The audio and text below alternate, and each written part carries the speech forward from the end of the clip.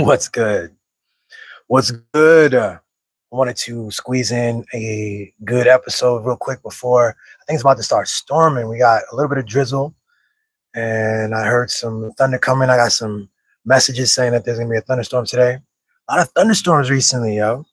But this is gonna be a good one, man. I'm excited to talk about this one. I want to talk about joy. I want to talk about masculine joy. I want to talk about black boy joy.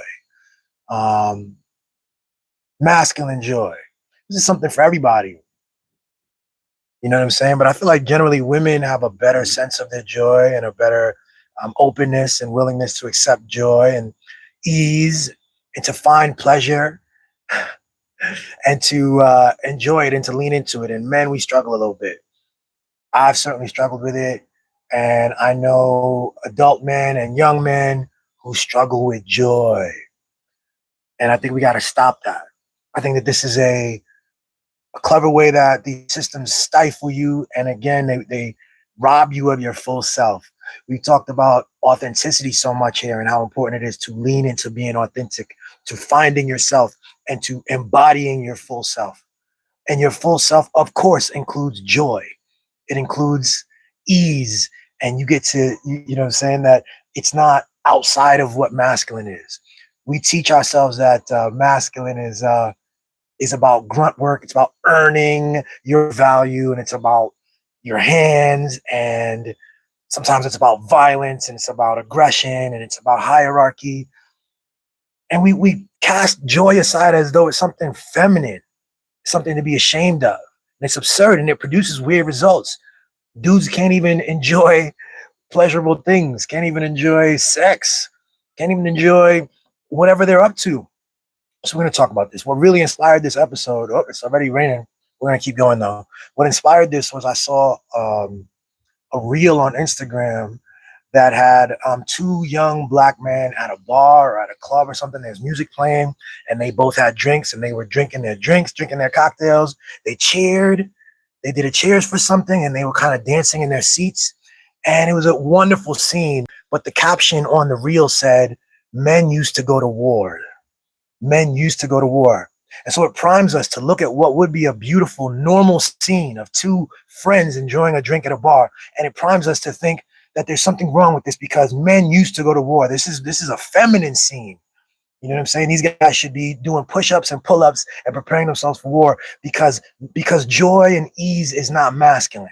That's what it tells us. That's what it tells us. And as I looked at it, I was just like, it's so stupid. And it reminded me that, like, you can't internalize these messages, yo. The world is out here giving us all kinds of messages. The world is, especially now, back in the day, it was certainly true, but especially now in the internet and AI and all this stuff, people are propagating all kinds of stuff. Even humans, fuck AI. Like a human, somebody's gonna come up and create a reel like that because they can't enjoy ease. They can't enjoy joy. They struggle to see two men enjoying themselves, you know what I'm saying, without worry and without concern. And they want to label a basic scene of ease and joy and say that men used to go to war and that there's something wrong here. And it just reminds me that you can't internalize all these messages. You have to develop a strong sense of yourself. You have to develop a strong sense of your grounding in what you want in your life. And if you want to have fun and go and have drinks with your friends, that you do it on your terms, without any pause, without any consideration for any of that fuck shit, without any concern for, like, is it masculine for me to have a drink? Is it masculine for me to have friends? And I've been around so much stuff where this masculine definition is so goofy. I've been around dudes where they wonder, is it masculine to jerk off? Can I even, oh no, I'm touching a penis. It's your fucking penis. It's yours. But they struggle. Even that, I've heard that argument being made. I grew up in college when I first, in college when I first started to like engage in intercourse and sex. I remember like dudes was talking about, don't let your wife go down on you. Your wife shouldn't go down on you. You love your wife. You don't disrespect your wife. You should have a girlfriend. You should cheat on the side, have a girlfriend, let her give you head, but your wife should never give you head. This whole construct, and dudes, this is how this thing works. Some idiot will have a concept or an idea. They'll project their nonsense, and then a bunch of other dudes will nod. Well, that sounds reasonable. Yeah, I guess there's a point there. want to be respectful and you don't want to.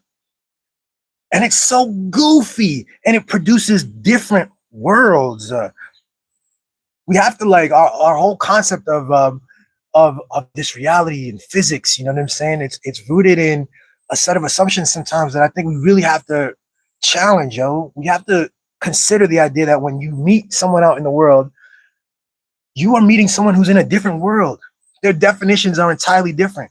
They are experiencing anxieties and fears about their own masculinity, about their own definitions. They look at you and they are projecting those things onto you. They are concerned about X, Y, and Z. They are fearful. They are traumatized. And you are too in your own ways. And you guys meet and you're in a different world. And this is a process of the socialization process is a process of two entirely different worlds meeting. And through love, you can exchange definitions, you can hold space for each other's definitions, and you can kind of let people be. And you can love yourself and love the other because we're in different worlds, and you cannot internalize these messages, yo. Hold on to your joy. I was just thinking like birthdays, and I saw a blog that was talking about this. As a man, yo, I never got serious about birthdays. I still, my birthdays are cool. Like she was lovely. Like she makes birthdays big for me, but I grew up where birthdays weren't a big thing. And I internalized this kind of masculine, stoic performance where birthdays aren't. It's just another day. I don't really do a big deal. All the women I know growing up, all of them would get excited about birthdays. It's their birthday coming up. Oh, girl, we gonna do a birthday thing. We gonna take a trip. We gonna go to the spa. They do a whole thing for a week. I got friends, female friends that'll do a month. They say, "Oh, I do the whole month. March is my month. We just doing stuff every day, every weekend. You know, birthday, balloons and candles." And it's because there's like a feminine expression where we allow emotion, we allow joy, we allow ease, we allow them to, like a spa day. Like men, we are told that we have to kind of grin through things and grin and bear things, and that you can't, you have to earn something. So a birthday is just another day. You didn't earn your birthday, you were just born that day. So we internalize that concept, and we don't even look for joy the way women do. We don't look for ease in this moment. We shun it. We're fearful of it. We reject it. And this is a big thing. It's a trap. It's a trap. It's a mental trap. It's a mental trap. Your success, your ability to perceive the world accurately, your ability to engage with yourself and enjoy this experience, your alignment, which then allows you to make decisions in your best interest, require a connection to yourself. And that connection includes and must include joy. It must include joy. Figure out what that means for you. Know that it's even broader than like, so, you know what I'm saying? Like for me, joy, a lot of my life, joy, it was like, I'm looking forward to Sunday. I want to grab a beer. I want to watch football, college football on Saturday, NFL on Sunday with my friends, and that's joyful. And it is. And if I define it that way, then that's what it is. And I can look forward to that. But there's so much more. There's so much stuff going on. I went to a spa for the first time last month. It was amazing. Went with my wife and a friend, and it was fantastic. It was fantastic. And, as I've said it several times, like where I am now, I nap. I chill. I make room. I intentionally plan to have days of rest. In my 20s, did not do that. I had a philosophy that told me that was a waste of time and that was inefficient. And in many ways that it wasn't masculine. That if I'm not pursuing a check somehow, if I'm not doing something to grow my business or for my employer, that this is a waste of time, that this is I don't know, something to work on. The joy and the fun is for women. That's just wrong. So back to the thing that again initiated this and sort of inspired this video. Two young men, black men at a bar, cheers and dancing.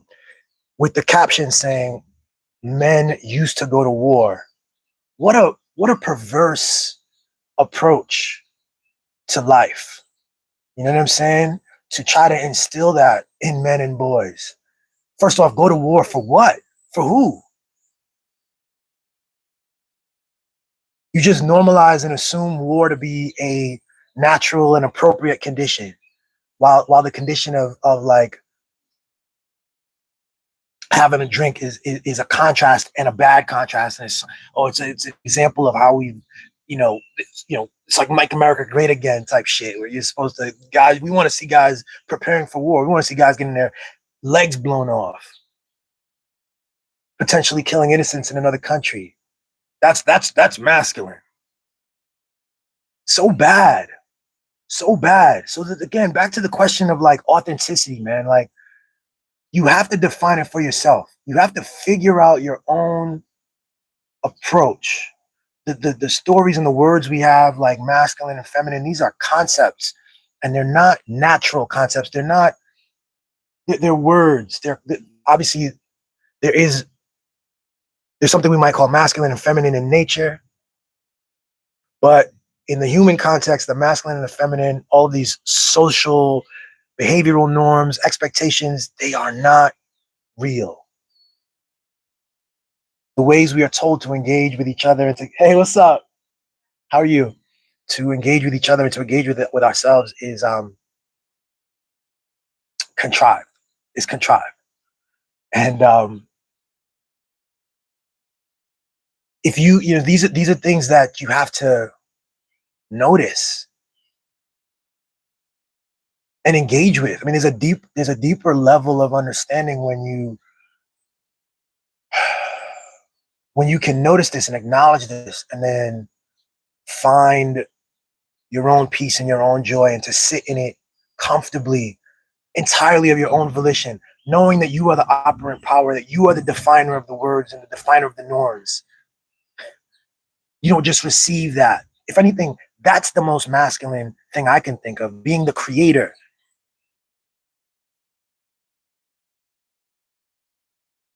You are the origin point of the perspective, and you set it up in a way that benefits you. That will obviously include joy, because we all want joy. I think it's fair to say that probably 100% of the human, it's part of the human condition to seek joy, ease. You know what I'm saying? Relief from pain, and further ease, further joy. It just blows my mind sometimes to see how stories carry and they permeate into the minds of each of us. And I think, these stories have never moved more quickly. Words and images and video have never been produced more often and more quickly. And we can, indoctrinate each other with all kinds of boundaries and categories and commitments and shit like this. So what a powerful thing. Those of us who have the ability to ground yourself in yourself and shed these stories, and actually, the joy is there. It is to simply allow it, to not feel the pressure to perform anything else. This pressure that the manosphere puts on all of their adherents, right? That you gotta stand a certain way and look a certain way and talk a certain way, and you gotta engage with women a certain way. This is alpha, and this is all these like categories and shit. This shit is a brain virus.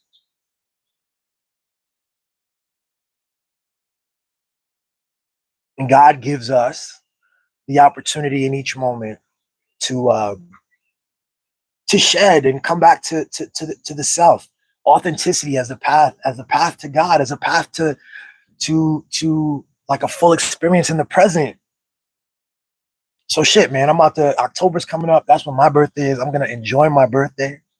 I'm gonna lean into joy. I insist that I will continue to lean into joy. Even as I have all kinds of commitments and things that are serious and meaningful that I'm involved in and I'm proud of, and it's a part of my identity. What is also part of my identity is joy and pleasure and ease and play. And from that, I promise you, because I can speak to it, I can attest to it directly, man. From that is an entirely different thing. Is an entirely you're able to dream different. You're able to imagine wider possibilities and then step into those because you haven't closed yourself off. Because you learn to ignore these memes and these stories, these philosophies, these approaches that tell you that men don't engage in, or men used to do war. That's what you used to do. That's what you should be back involved in.